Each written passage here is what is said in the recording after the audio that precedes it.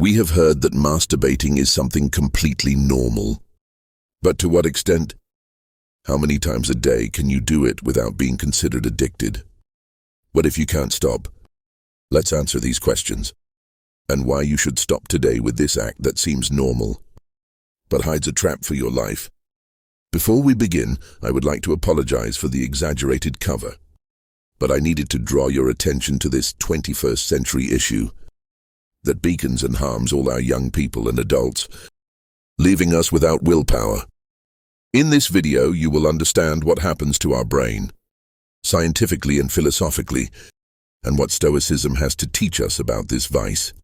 Also remember to subscribe to our channel and activate the bell, so you don't miss anything.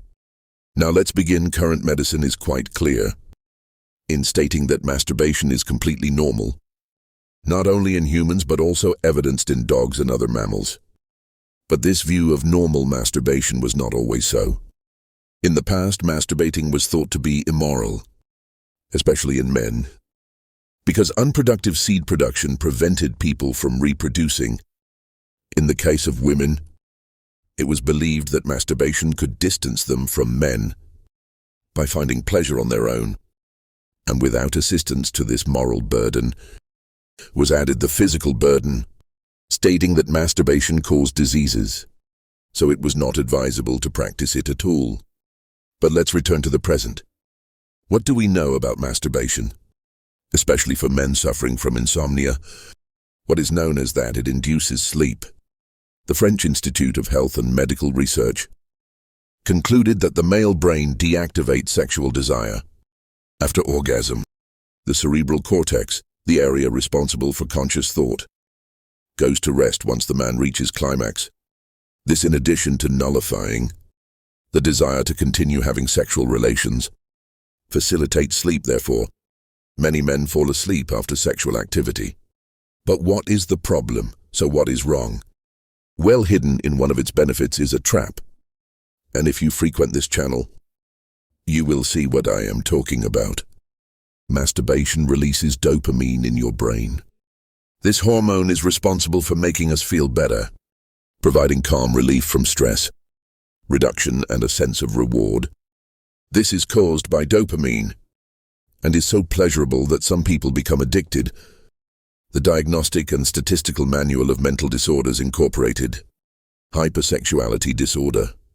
This classifies excessive masturbation under the category of obsessive-compulsive disorder, another vice that leads to mental and also familial destruction. In many cases, you won't be able to control yourself, and you become a slave to yourself, a victim of lack of control, thus seeking relationships with prostitutes, with multiple people, and as we saw in a previous video, excessive consumption of pornography. These are ways that a dopamine-saturated brain finds to obtain pleasure. Pay attention. Addiction to masturbation comes from chemicals released in the brain, and as our brain adapts to the release of these, it feels the need to continually find the codes that generated the stimulation. Your brain will start asking for more and more dopamine to achieve the same pleasure it had the first time, making you always have to keep looking for how to masturbate again. This reaches an exaggerated point when your brain realizes that the release of dopamine is excessive and begins to block receptors in an attempt to stop you. As a result, the person performs the pleasure act. In this case, masturbates but gets nothing, which frustrates them more than they already were. Excessively masturbating to satisfy that hunger for pleasure is exactly what a smoker who never stops, someone who eats chocolate until vomiting, or even an alcoholic does. At this point, you must be wondering what Stoicism has to do with this. The Stoics Seneca, Marcus Aurelius, and Panis of Rhodes, masters of self-control and wisdom, address the view of pleasure and lust from a unique perspective.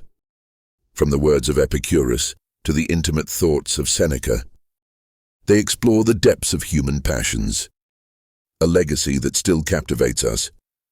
For the Stoics, masturbation was not just a quest for carnal satisfaction, but an opportunity to explore the limits of the body and mind. They saw it as an exercise in self-awareness, and a path to true freedom. In their philosophy, mastery over worldly passions and pleasures was a conquest that elevated the human spirit. Epicurus asserted that it is not nights of pleasure, but self-control that distinguishes a good man in this context. The ability to enjoy pleasure while understanding and containing it makes a difference in someone who has reached a higher level of self-awareness. Instead of being slaves to our desires, we must be their masters. As Seneca reminds us with his philosophical perspective, Stoic reflection on masturbation is not simply about repression, but deep understanding and self-mastery.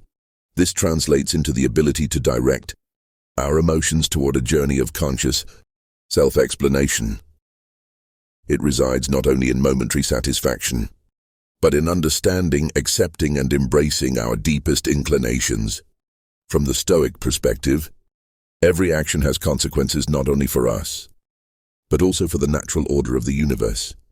When we succumb to our most intense desires, as in the case of uncontrolled masturbation, we lose that harmonious connection with nature.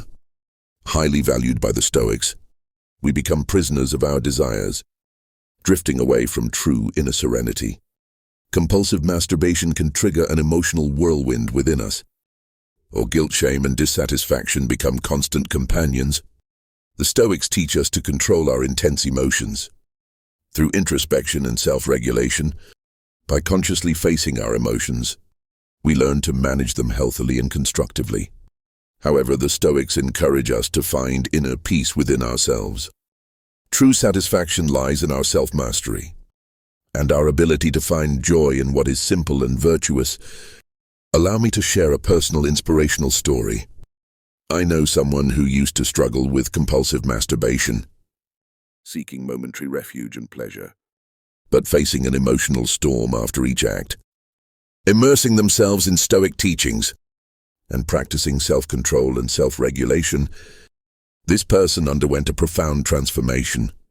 They learned to confront their desires and emotions consciously, finding true joy and self-control.